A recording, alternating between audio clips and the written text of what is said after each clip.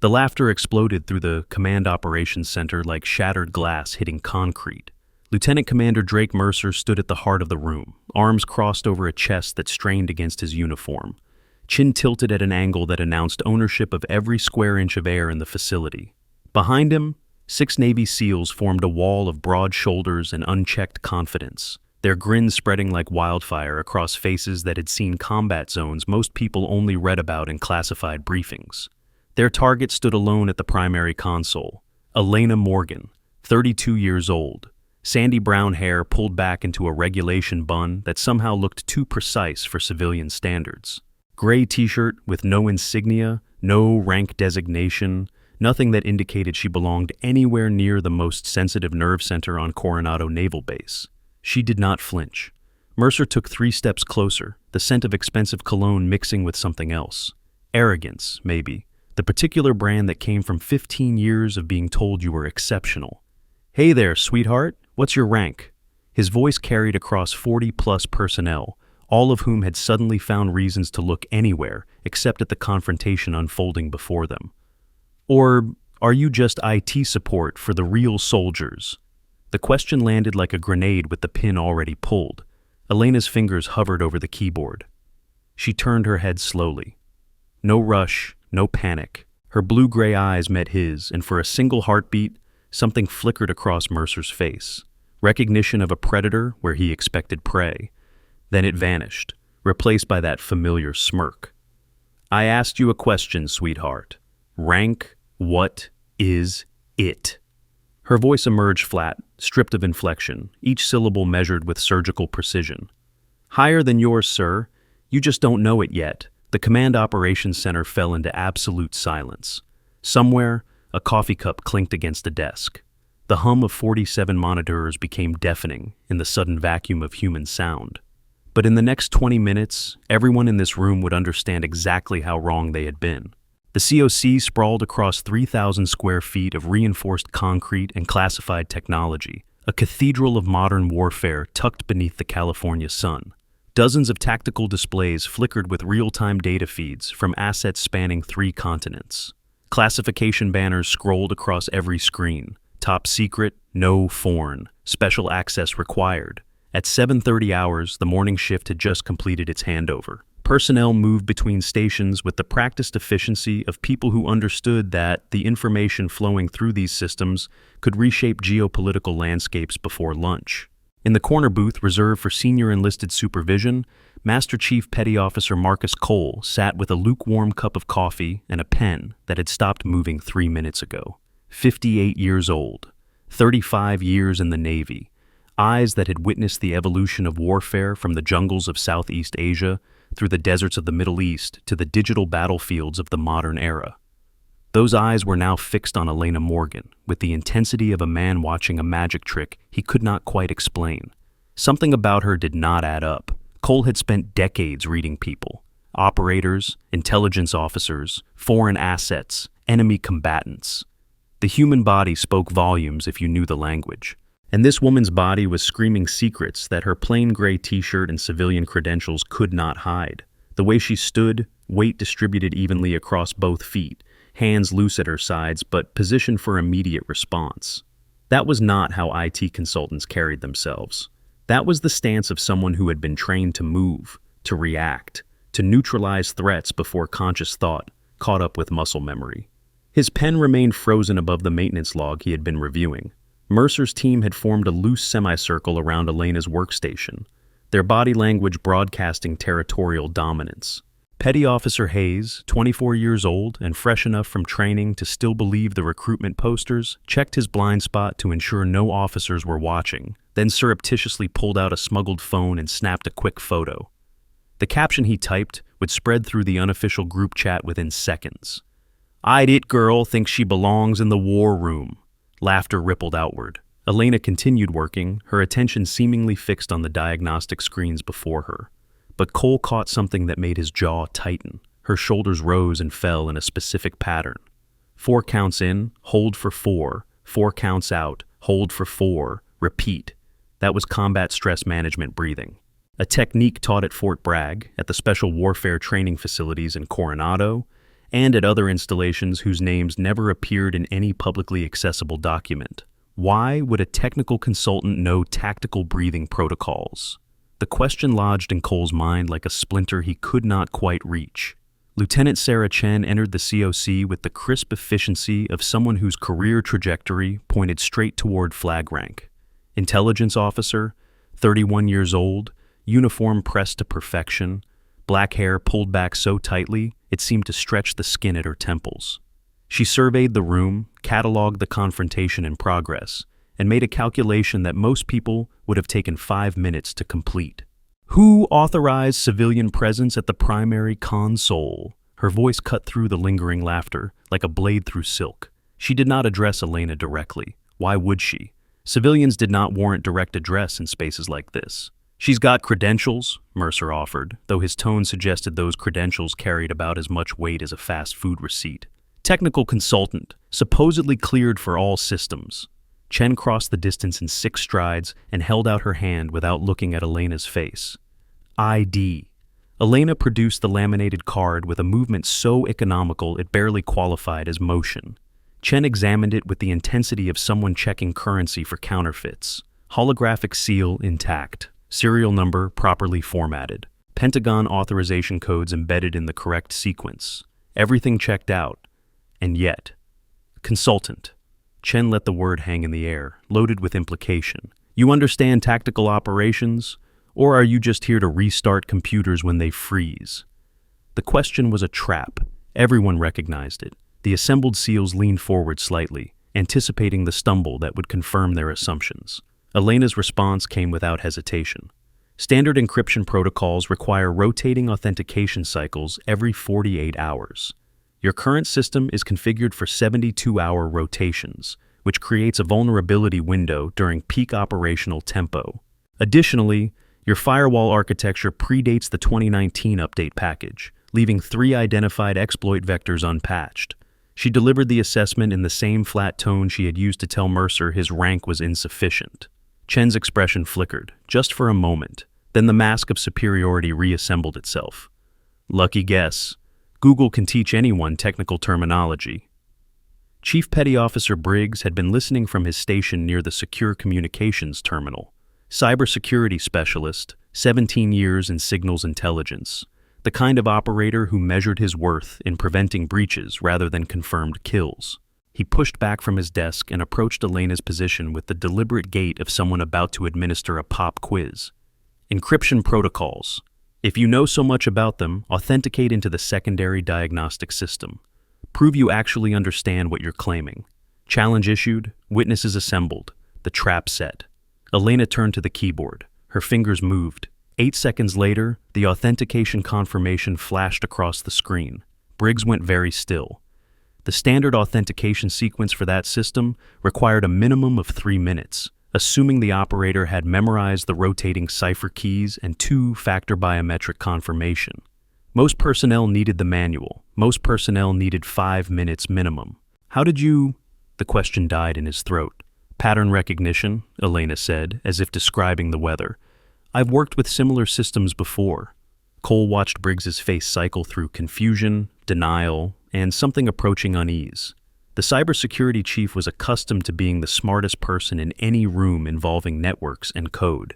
He had just encountered someone who made his expertise look pedestrian. Across the room, Mercer's expression had darkened. He did not appreciate being ignored. He especially did not appreciate the possibility that this gray-shirted civilian might possess skills that outstripped his carefully cultivated reputation for tactical brilliance. Similar systems where? Chen pressed. What classified facilities have you supposedly worked in? The question demanded specifics.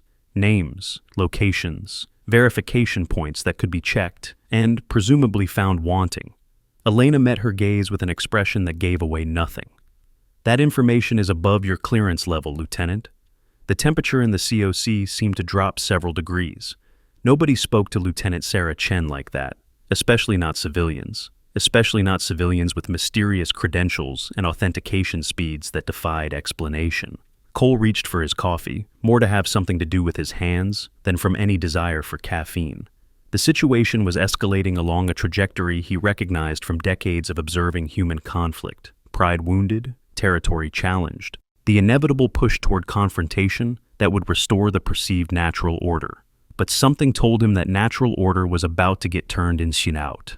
Mercer moved before anyone else could respond to Elena's verbal counterstrike.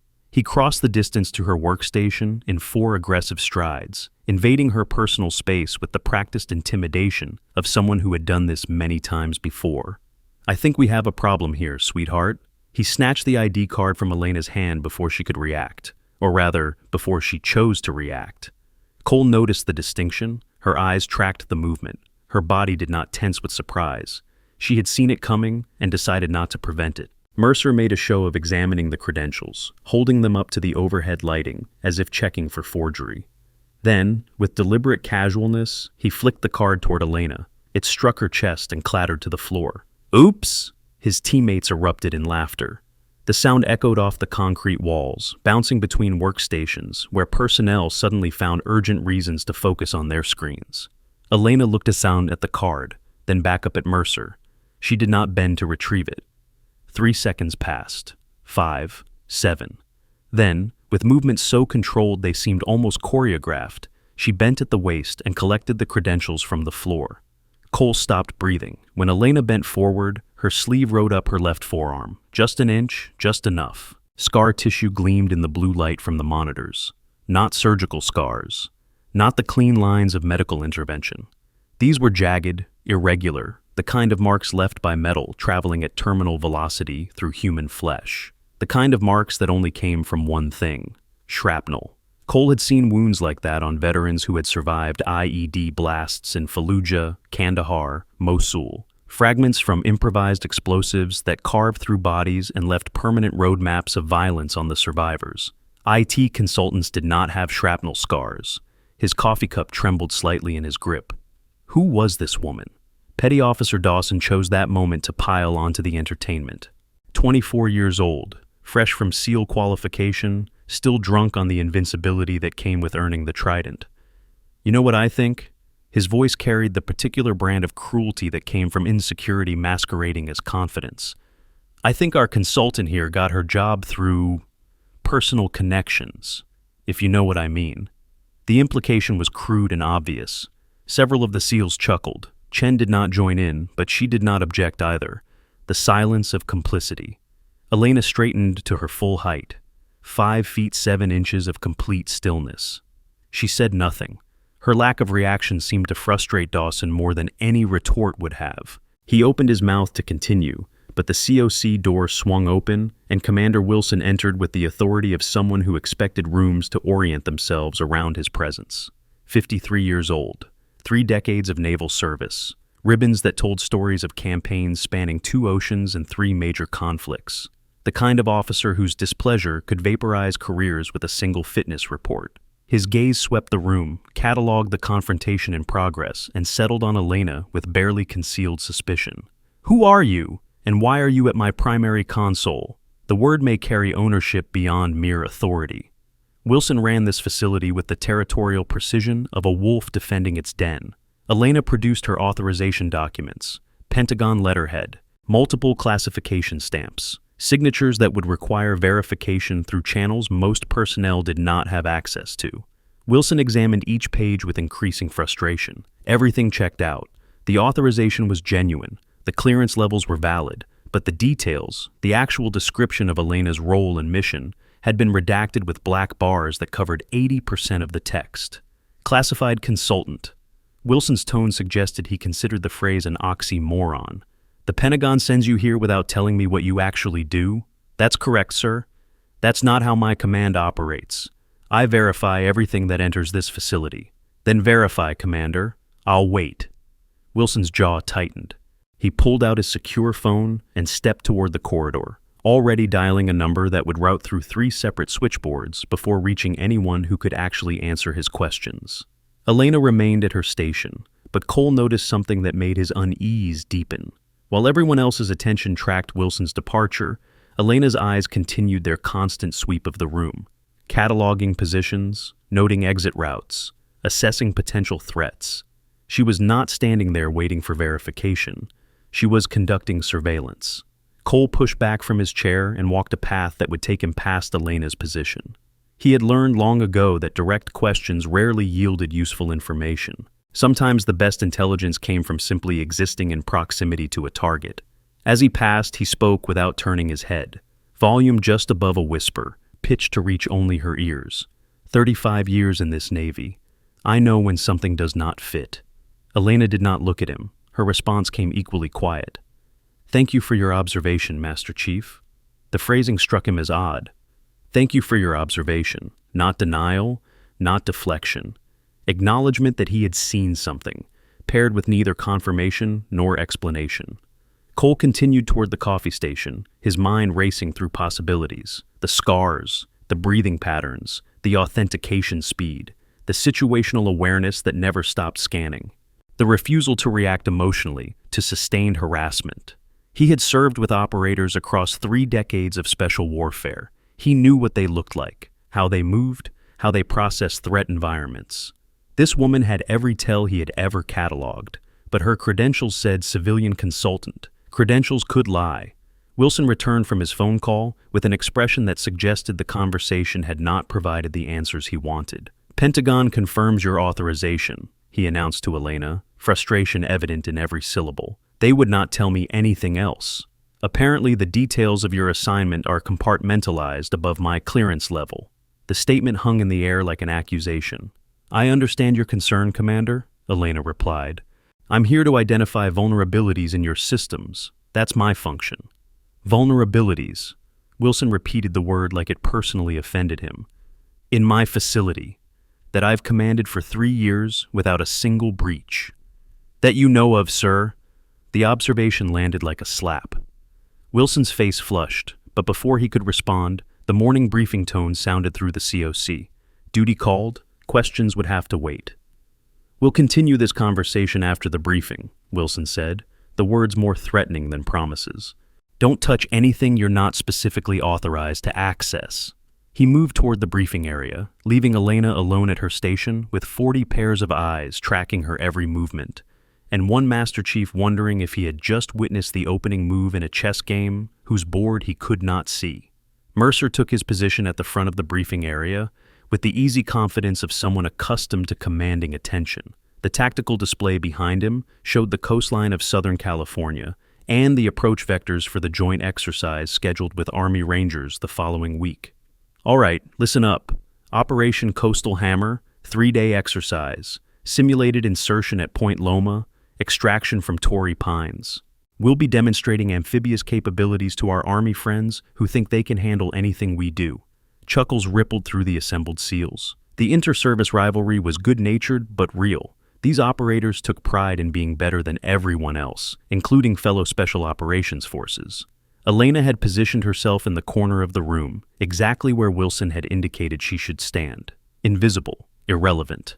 Background furniture that happened to be observing the most sensitive planning session of the week. Cole watched her from his position near the rear of the briefing area. She was not just watching Mercer. Her eyes tracked the tactical display with an intensity that suggested she was reading far more than the surface information being presented. When the coordination timing for the simulated helicopter insertion appeared on screen, her posture shifted almost imperceptibly. Cole looked at the display more carefully. The timing was off. The synchronization between the naval approach and the air support windows contained a 3-minute gap that would leave the insertion team exposed during the most vulnerable phase of the operation. In a real combat scenario, that gap could get people killed. He opened his mouth to comment, then stopped. Elena had noticed first. Her eyes had narrowed at exactly the moment the flawed timing appeared, and she had said nothing. Why? Why would someone who clearly possessed tactical expertise remain silent about an operational vulnerability? Unless silence served a purpose he could not yet see. Briggs approached Elena's position during a pause in the briefing, unable to let go of the authentication speed that had embarrassed him. That screen, he said quietly, pointing at a secondary monitor displaying network traffic patterns. What do you see? The question was another test, and another trap. Elena studied the display for perhaps 2 seconds. Irregular data packet transmission from Node 7. Frequency does not match your baseline traffic patterns. Someone is accessing your network from an unauthorized terminal. Briggs went pale. She had identified a potential security breach in the time it took most analysts to focus their eyes on the relevant data stream. The anomaly was real. He had been tracking it for 3 days, still trying to determine whether it represented a genuine threat or a system glitch. "How did you—" The question emerged as barely a whisper. "Pattern recognition. I've worked with similar systems." The same answer she had given before, and just as uninformative. Chen had drifted close enough to overhear, her lips curved into something that was not quite a smile. "Similar systems. Where? Google headquarters? Some tech startup in Silicon Valley?" The mockery in her voice was unmistakable. Elena did not rise to the bait. "The specific locations are classified, Lieutenant." Cole intervened before the confrontation could escalate further. "Perhaps we should focus on the briefing," he suggested, his tone carrying the weight of 35 years of earned authority. "Exercise planning requires attention." Mercer nodded from his position at the front of the room, though his eyes remained fixed on Elena with the intensity of a predator considering wounded prey. "Master Chief is right. We'll deal with the consultant situation after we finish operational planning." The threat underlying the statement was clear to everyone present. Elena showed no reaction. The briefing concluded 30 minutes later. Personnel dispersed to their stations to begin implementing the plans Mercer had outlined. The COC returned to its baseline rhythm of keyboard clicks, radio chatter, and the quiet tension of people handling information that could not leak beyond these walls. Elena remained at her workstation. She had endured 3 months of this. Every day brought new mockery, new challenges, new humiliations from people who saw only what they expected to see. A woman in a gray t-shirt who did not belong, but she was still here, still breathing steadily, still waiting. The diagnostic screens before her displayed routine network traffic, surface-level monitoring that any competent IT contractor could manage. But beneath the visible layer, Elena was conducting an entirely different kind of analysis. Cross-referencing access patterns, tracking data flows that should not exist, building a map of information movement that did not align with authorized protocols. 3 months of observation had taught her the rhythms of this facility. Who accessed what systems? When? How often? The digital fingerprints that every user left behind, whether they realized it or not. And something was wrong. The Node 7 anomaly Briggs had identified was real, but it was not the source of the problem. It was a symptom, a visible tremor that indicated seismic activity far beneath the surface. Someone was moving classified data through channels that should not exist. Dr. Rebecca Torres appeared in Elena's peripheral vision. Base psychologist, 45 years old, the kind of face that invited confidence and concealed sharp intelligence behind warm brown eyes. She walked past Elena's station on her way to the medical wing, clipboard in hand, steps unhurried.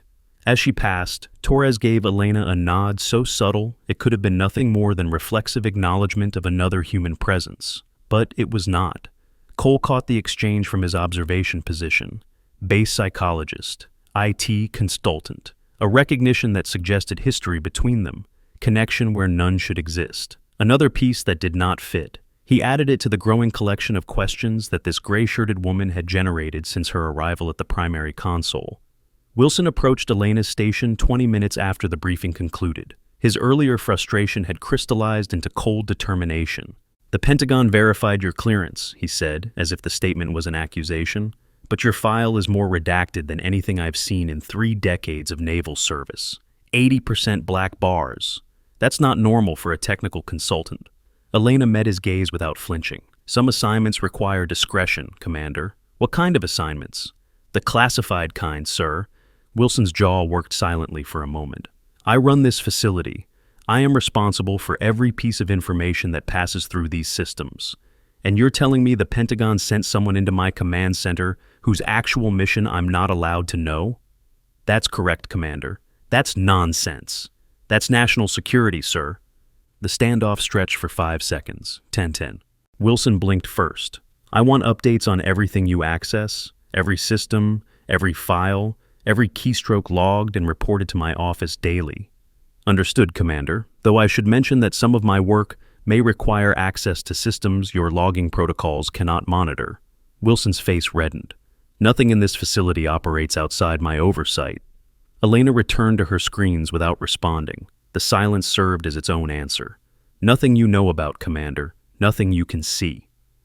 Dawson had been monitoring the exchange from his position near the secure communications terminal. His phone appeared in his hand before Wilson had fully retreated to his office. New group chat message. Consultant claims she's got clearance above Wilson's pay grade. Sure, sweetheart. And I'm the Secretary of Defense. Laughing emojis flooded the chat within seconds. Screenshots spread across the base like wildfire. By lunch, every sailor on Coronado would know about the IT consultant who thought she was more important than the commander of the COC. But not everyone who read the chat responded with mockery. Ensign Jamie Park was 23 years old, 6 months into her first real assignment after graduating from the academy. Female, ambitious, acutely aware of every barrier that stood between her current position and the career she intended to build. She read Dawson's posts with the same expression she wore when reviewing intelligence reports. Analytical, skeptical, looking for what the surface data might be hiding. Something about the consultant's story did not fit the narrative being constructed. Park had watched Elena during the briefing, the way she scanned the room, the precision of her movements, the complete absence of emotional reaction to sustained harassment that would have broken most people. Those were not the behaviors of someone who had stumbled into a situation beyond her capabilities. Those were the behaviors of someone who had chosen to be exactly where she was. Park saved the thought for later consideration and returned to her assigned duties. But she kept one eye on the gray-shirted woman at the primary console, waiting to see what would happen next. The screen flicker came at 11:43 hours. Elena had been running standard diagnostics for nearly 4 hours, her presence in the COC fading from active irritant to ignored furniture as personnel became accustomed to having her there. The confrontations had subsided into cold shoulders and occasional muttered comments. But the screen flicker changed everything.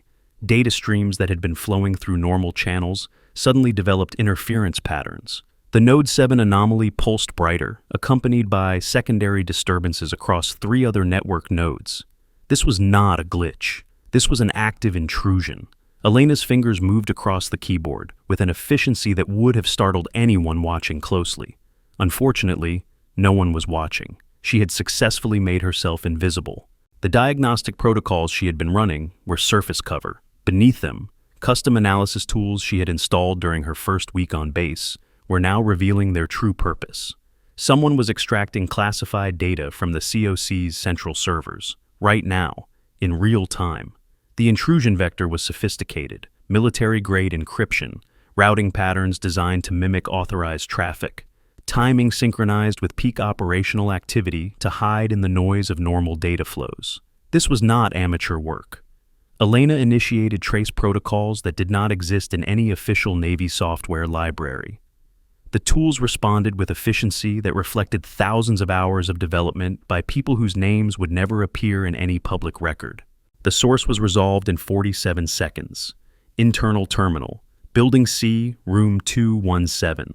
The mole was inside the base. Elena's expression did not change. Her breathing maintained its steady 4-count pattern, but her mind was racing through implications that extended far beyond this single facility. 3 months of investigation. 3 months of enduring harassment, mockery, and dismissal, all to reach this moment. The thread she had been hunting since her arrival was finally within reach, but pulling it too quickly could cause the entire network to disappear into shadows that might never be illuminated again. She needed more than a single terminal location. She needed the handler, the network, the full scope of compromise, which meant she needed to continue waiting. Mercer chose that precise moment to return to her station with renewed aggression. The briefing was over. Wilson was occupied with administrative duties. The opportunity to reassert dominance over the consultant who had embarrassed him that morning was too tempting to resist. "Briefing's done," he announced, positioning himself between Elena and her screen. "Time for you to leave the war room." Elena did not look up from her work. "I haven't completed my diagnostics, Lieutenant Commander." That wasn't a request. That was an order. The distinction hung in the air between them. She was a civilian. Technically, he had no authority to give her orders, but the power dynamics of this room did not operate on technicalities. "I need another hour to complete my analysis," Elena said, her voice carrying no trace of the urgency driving her actual work. Mercer leaned closer, close enough that his cologne filled her airspace, close enough that his physical presence became its own form of threat. "Let me make this simple for you, sweetheart. You don't belong here. Whatever connections got you this assignment, they don't mean anything inside these walls. The only authority that matters is standing right in front of you, and I'm telling you to leave." Elena raised her eyes from the screen, their gazes locked. For 3 full seconds, neither moved. Something in Elena's expression made Mercer hesitate, the absolute absence of fear, the clinical assessment of a potential threat, the coiled readiness of someone who had faced situations far more dangerous than an angry SEAL in a command center. But his ego would not allow him to acknowledge what his instincts were screaming. "Now, consultant!" the command echoed across the COC. 40 personnel stopped what they were doing. Every eye in the room focused on the confrontation unfolding at the primary console, and that was when the alarm began to wail. Red lights flashed across every screen in the facility. The main display shifted from tactical overview to security alert status. Unauthorized data transfer detected. Source: internal network. Lockdown protocols initiated. The words scrolled across monitors that moments ago had displayed operational planning data. Personnel scrambled to stations, years of training overriding shock as they implemented crisis response procedures.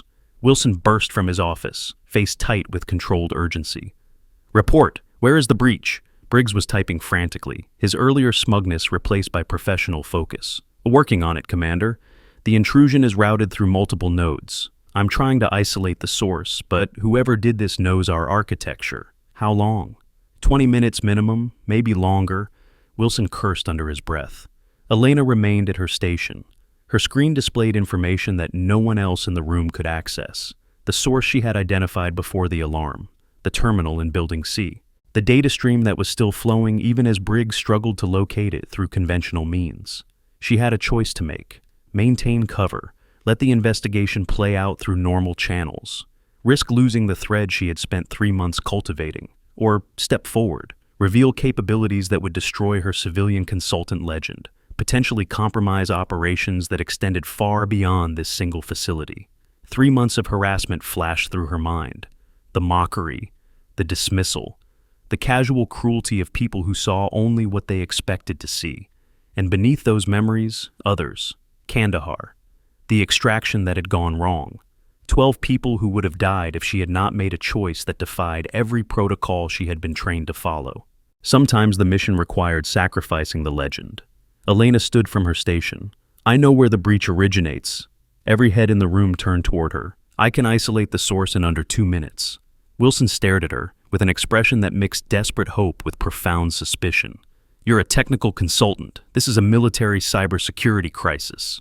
"Then let me consult." She gestured toward the primary console. "Or explain to the Joint Chiefs why you rejected assistance that could have stopped the hemorrhage of classified data because of professional pride." The room went very still. The alarm continued wailing. Red light painted every face in shades of emergency. Wilson made his decision. "Do it." Mercer stepped in front of the console, blocking her path. "Sir, we don't know who she actually is. Her file is 80% redacted. For all we know, she could be the source of the breach." "Then we'll find out in 2 minutes," Wilson snapped. "Move, Lieutenant Commander." "That's an order." The conflict played across Mercer's face. His authority was challenged, his suspicions overruled. His entire worldview demands that he refuse to allow this gray-shirted nobody access to the most sensitive systems in the facility. He stepped aside. Elena moved to the primary console with the controlled efficiency of someone entering familiar territory. Her fingers found the keys. Commands flowed across the screen faster than Briggs could follow. Military-grade countermeasures began deploying across the network. Not standard Navy protocols, something older. Darker. Coded by hands that had spent years in facilities that did not officially exist. Briggs leaned forward, his face pale. "That's not possible," he whispered. "Those countermeasures require Tier 1 authorization. Civilian contractors cannot access." His voice trailed off. On the screen, the intrusion source resolved with crystal clarity. Terminal ID, Building C, Room 217. User, intrusion isolated. Data transfer halted. Elena's fingers stopped moving. "Got you." The words fell into a silence so complete that the hum of cooling systems seemed to roar. 40 personnel stood frozen, watching a woman in a gray t-shirt accomplish in 90 seconds what their most qualified cybersecurity expert had estimated would take 20 minutes. Mercer's hand shot forward, grabbing Elena's arm with force that spoke of desperation rather than aggression. "Who are you? How did you do that? No consultant has access to those protocols. No civilian could possibly—" His grip tightened, pulling at her sleeve as he spun her to face him. The fabric rode up her forearm, and everything stopped. Ink gleamed in the blue light of the tactical displays.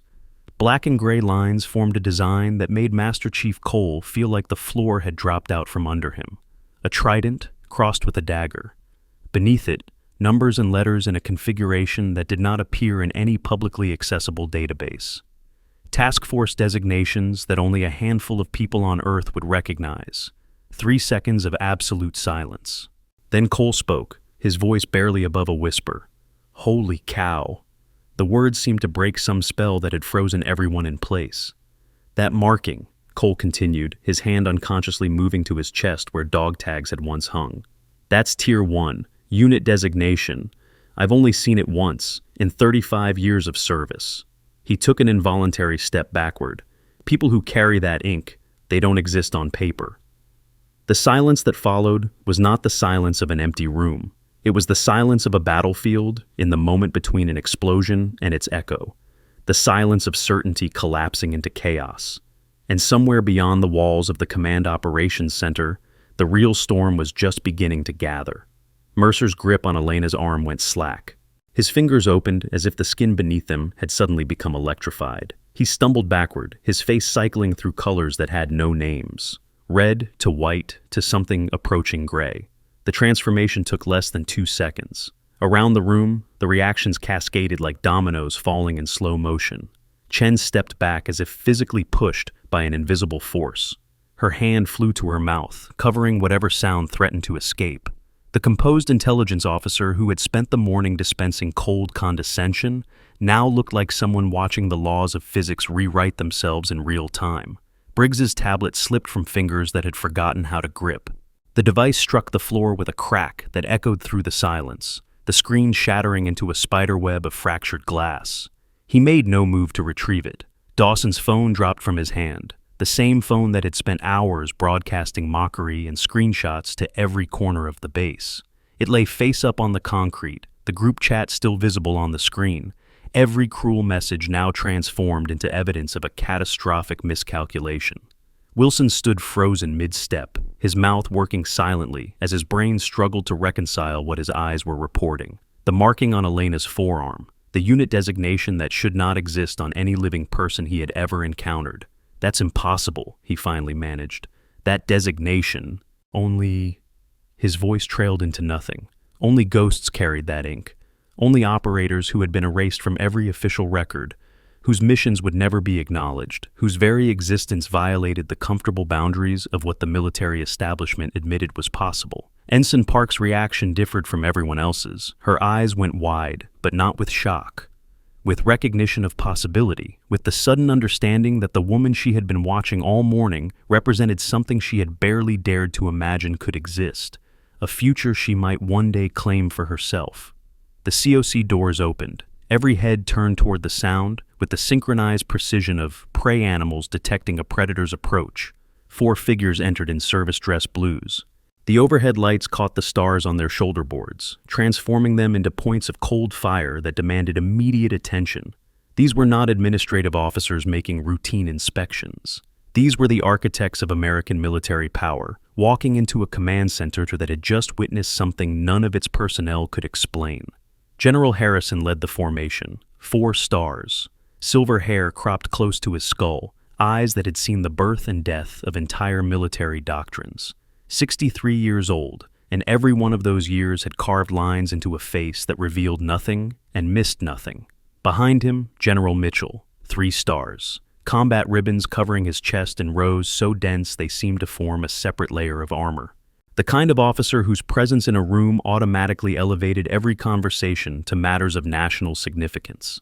General Chen followed, 2 stars, no relation to the lieutenant who shared his surname. His area of responsibility encompassed intelligence operations that never appeared in congressional briefings.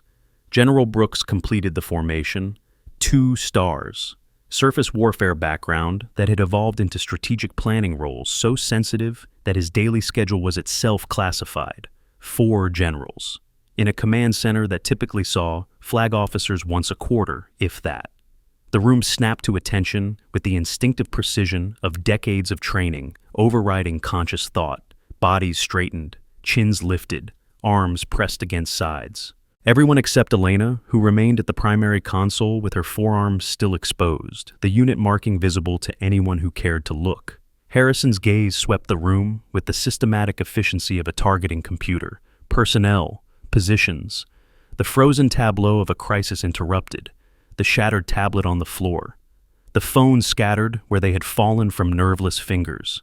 His eyes found Elena, found the tattoo. And General David Harrison, 4-star commander of operations that shaped the geopolitical landscape of 3 continents, stopped moving.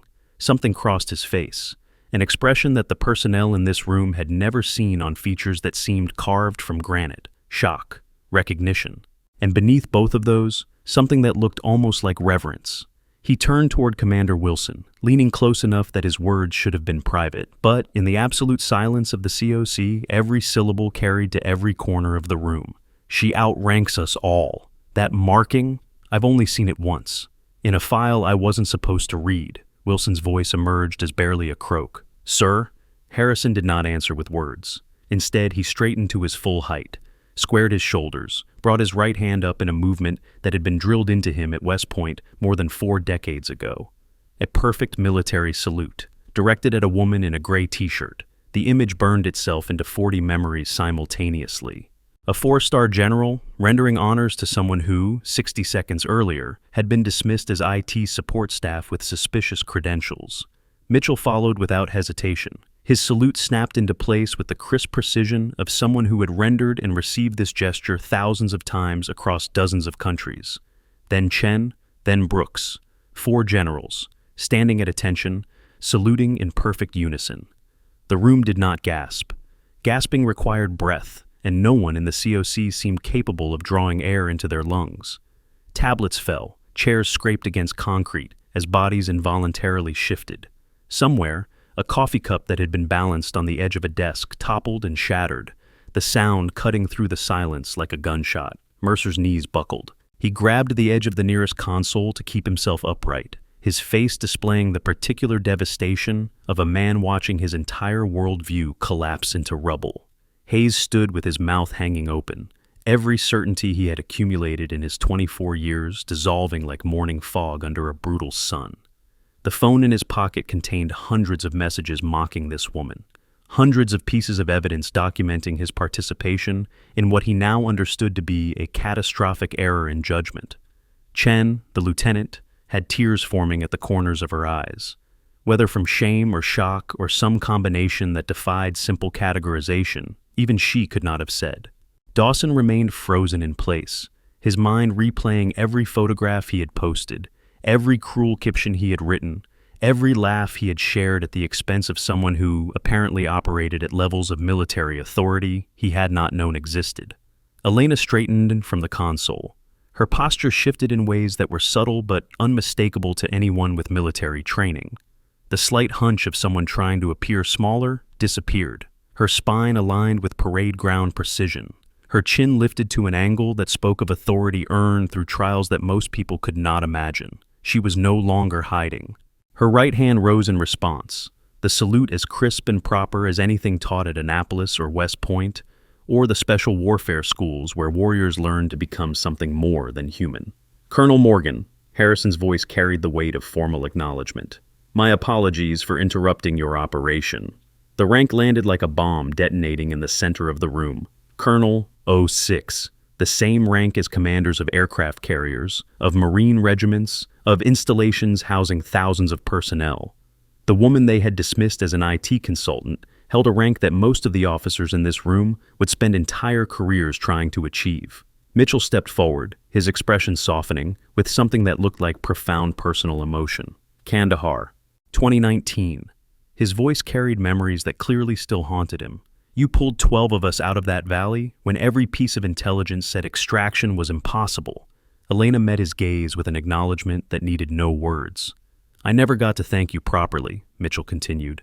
General Morrison died in that ambush. So did Captain Reeves and Sergeant Major Thompson. But 12 of us walked out because you made a choice that defied every protocol in the book. The revelation added another layer to the impossible reality unfolding in the COC. This woman had not simply achieved an improbable rank. She had earned it through actions that had saved generals, that had shaped the outcomes of operations that would never appear in any history book. Harrison turned to Wilson, his tone shifting from ceremonial to operational. Commander, Colonel Morgan has been conducting a classified investigation at this facility for the past 3 months. As of this moment, you will provide her with every resource and cooperation she requires. Is that understood? Wilson snapped to attention with a precision that suggested his spine had been replaced with a steel rod. Yes, sir. Immediately, sir. Colonel, Harrison returned his attention to Elena. Status of your investigation? Elena gestured toward the screen still displaying the results of her countermeasures. The intrusion has been halted. Source isolated to Building C, Room 217. I need MPs to secure that location before the asset can destroy evidence or establish communication with their handler. Harrison nodded to an aide who had materialized at his elbow. The man disappeared through the SHI doors, already speaking into a secure radio. What else do you need? 2 minutes to complete the trace protocols, and then a secure channel to brief you on the full scope of what I've uncovered. You have it. Elena returned to the console, but everything had changed. The personnel who had spent the morning treating her with contempt now watched with expressions ranging from awe to terror. Every keystroke she made seemed to carry weight that transcended the simple act of typing commands into a computer system. Briggs approached her position with the hesitant movements of someone approaching a live explosive. Colonel, ma'am, those countermeasures you deployed, I've never seen protocols like that. They're not in any system I have access to. Elena did not look up from her work. They're not in any system you are cleared to know about, Chief. The dismissal was not cruel, simply factual. A reminder that the world contained layers of classification that most military personnel would never penetrate. The screen flashed. Trace complete. Handler communication intercept. Partial network nodes identified. 7 estimated scope. Multi-facility. Elena's jaw tightened almost imperceptibly. General, the situation is larger than a single mole. Harrison moved to her position, his aide already preparing secure tablets for the classified briefing that would follow. How much larger? 7 identified network nodes across at least 3 facilities. This lieutenant is an asset, not the source. Someone is running a coordinated intelligence operation against multiple naval installations. The implications settled over the room like a physical weight. 3 months of investigation, 3 months of enduring harassment and dismissal, all to uncover a threat that extended far beyond what anyone had anticipated. The MPs returned within 4 minutes. Room 217 secured, sir. The lead officer addressed Harrison directly, recognition of the command authority present. 1 lieutenant in custody, we found classified documents prepared for transmission and equipment consistent with foreign intelligence protocols.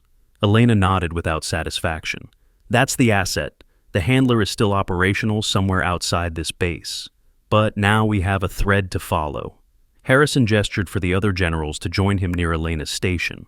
The movement created an implicit boundary that separated the flag officers and the colonel from everyone else in the room. Colonel, I want a full briefing within the hour. Everything you've uncovered, every connection, every implication. Understood, sir. But first, Harrison's tone softened slightly. 3 months undercover. That takes a toll that doesn't show up in after-action reports.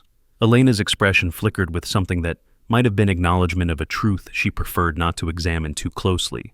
The mission required it, General. The mission required many things. That doesn't mean we ignore the cost.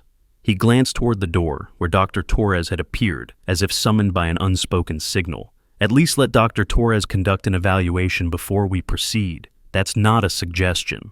Elena followed his gaze to the psychologist, who waited with the patient understanding of someone who had witnessed many returns from the shadows. Yes, sir. The formal acknowledgement closed 1 chapter of the morning's events and opened another. Mercer had been standing at the edge of the flag officer gathering, close enough to hear but clearly uncertain whether his presence was tolerated or merely unnoticed. When the conversation concluded, he stepped forward with movements that suggested each step required deliberate effort. Colonel, the word emerged rough, stripped of the arrogance that had characterized his voice all morning. Ma'am, He could not finish the sentence. 3 months of behavior that he had justified as appropriate treatment of an outsider who did not belong now revealed itself as something far worse. Harassment of a superior officer, obstruction of a classified investigation, conduct that could end careers and trigger court-martial proceedings. Elena turned to face him directly. "Lieutenant Commander?" Mercer flinched at the use of his rank. The same rank he had wielded as a weapon all morning, now rendered insignificant by the gulf between 04 and 06. "In 3 months, you taught me a great deal about how this base operates." The statement hung in the air, neither accusation nor absolution. "Your service record indicates you're an effective operator," Elena continued. "Multiple deployments, successful missions, commendations that suggest genuine capability." Mercer's expression flickered with confusion. Was this a compliment, a prelude to formal charges? "But leadership isn't only about strength, Lieutenant Commander. It's about judgment. The ability to see clearly when your assumptions might be wrong. The wisdom to treat people with basic dignity, even when you think they're beneath your notice." The lesson landed with the precision of a surgical strike. Mercer nodded slowly. The movement carried none of his earlier confidence, only the weight of a man confronting truths he had spent years avoiding. "Yes, ma'am." Elena held his gaze for another moment, then turned away.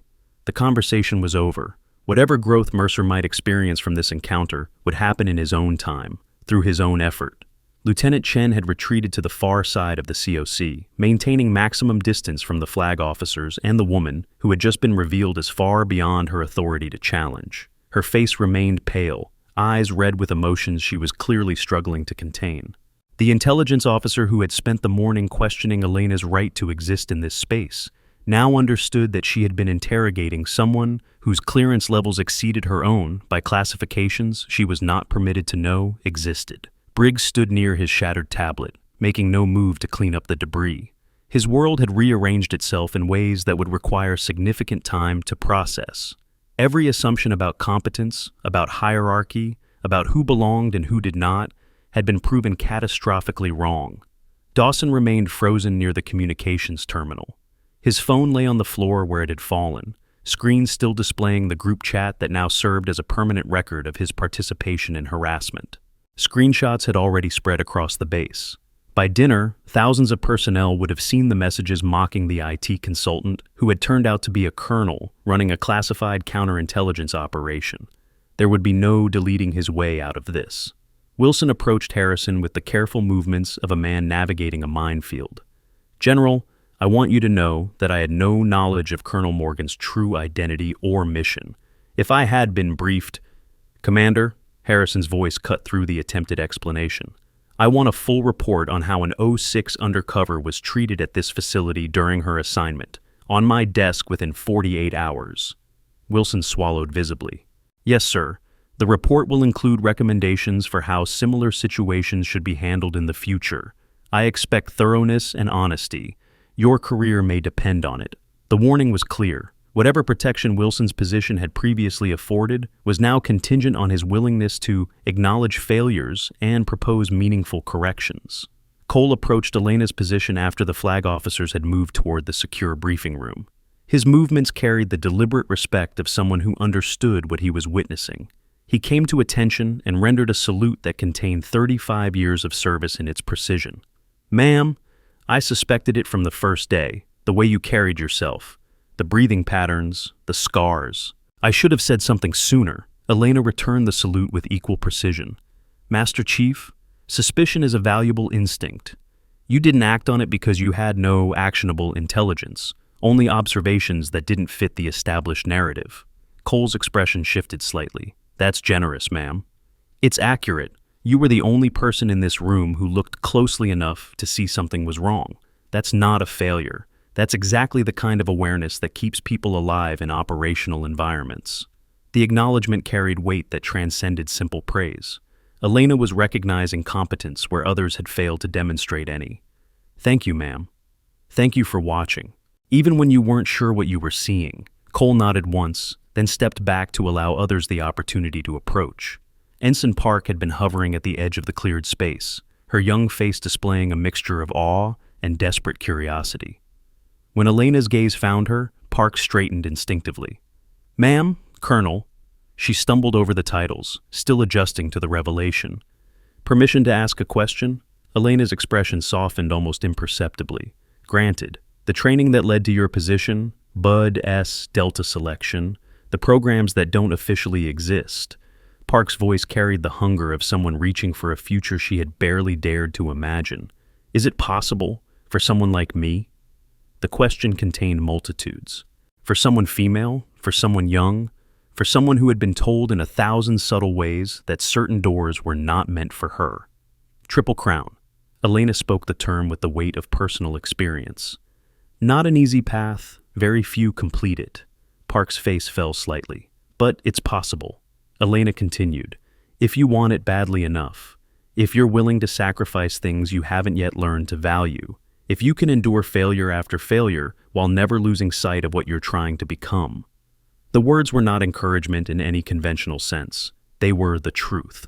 Unvarnished assessment of what lay between this young ensign and the kind of operator who carried unit markings that did not appear in public databases. Park's eyes shone with something that looked like hope crystallizing into determination. Yes, ma'am, I understand. Good, Elena paused. When you're ready to begin, find someone who's walked the path. Ask them what it cost. If you can hear the answer and still want to proceed, you might have what it takes. The conversation ended, but Park remained standing straighter than she had all day. The seed had been planted. What grew from it would depend entirely on her. The murmurs had already begun spreading through the COC. By afternoon, the story would have traveled to every corner of the base. By evening, it would have reached installations up and down the California coast. The IT consultant who was actually a colonel, the woman in the gray t-shirt who 4 generals saluted. The operator who had been mocked for 3 months while conducting an investigation that uncovered a multi-facility intelligence breach. Legends formed quickly in military communities. This one would endure. Hayes had been working up the courage to approach since the generals departed for their secure briefing.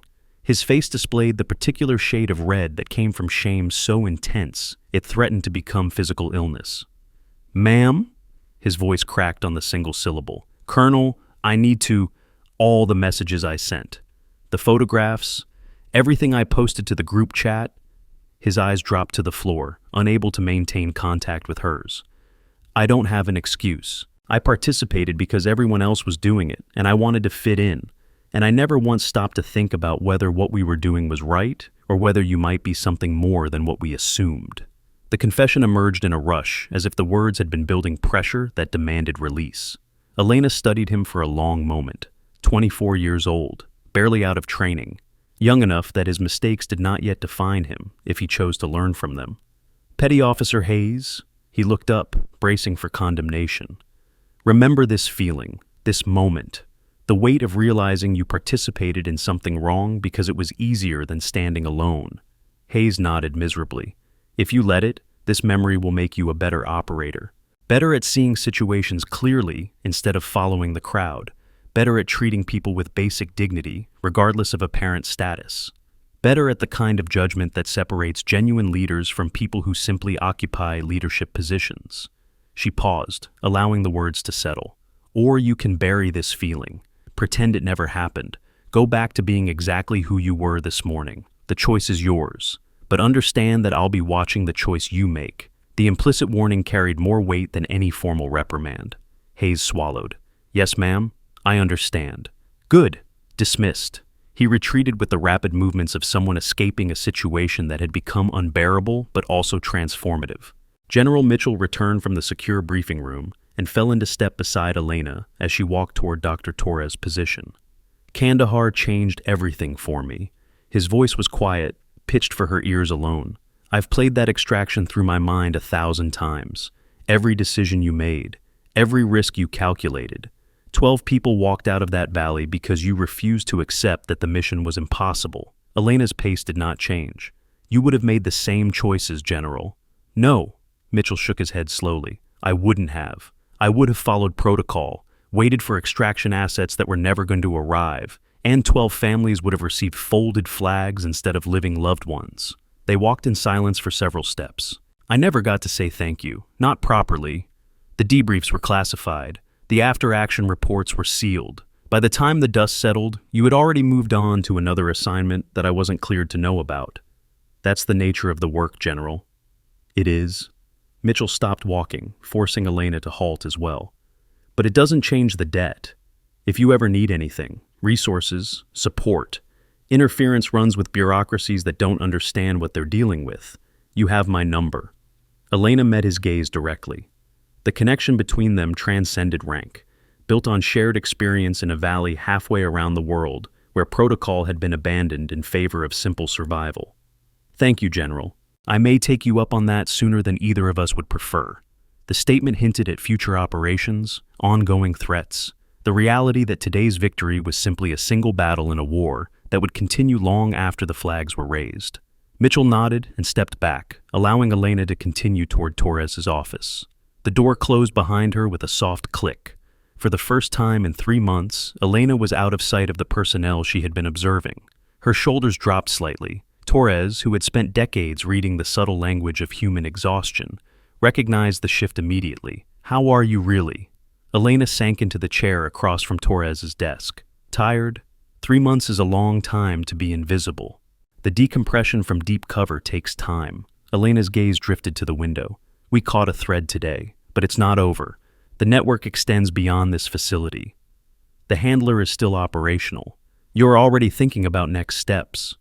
"I don't have the luxury of not thinking about them." The tablet on Elena's belt chimed. Encrypted message notification. She activated the security protocols.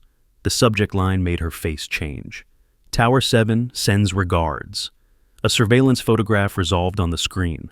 Washington, D.C., coordinates within walking distance of sensitive government facilities. Date stamp, tomorrow. "Elena?" Torres's voice carried concern. "What is it?" "The network is larger than we thought, much larger." She stood. "I need to be in Washington tonight." Torres rose. "You just finished a 3-month undercover assignment. Harrison ordered psychological evaluation."